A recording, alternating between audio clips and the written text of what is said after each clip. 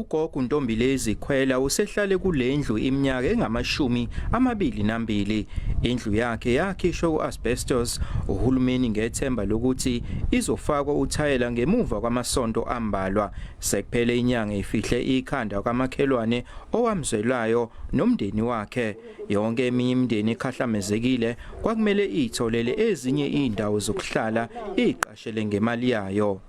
Engihlala ayikho indawo. Umama ngithathwa lokuzwa wathi lo mpahlanyana enizoyisebenzisa apha uzani nawo abantwana beze bathatha abantwana bobeka zabe ziphumulele zigcwele itruck lonke. Bathiwa-ke zofika ngelanga engalasi-ke lelo masephelele manje angiboni ukuphela kwayo. Inkinga yami leba ukuthi mangiphatheke kanzima ukungayiboni ukuthi iyaphela lendlu manje ilishayelelwa nje yabanje.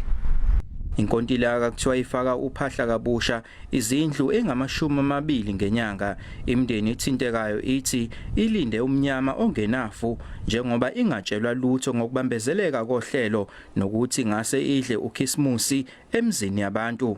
Sekudlulile kulo masonto lawo awu 3 to 4 sibona ngenzeka iminyakazo, sibona bagcine nje ngokuqhuqa then bafaka amaplanga nanibonayo.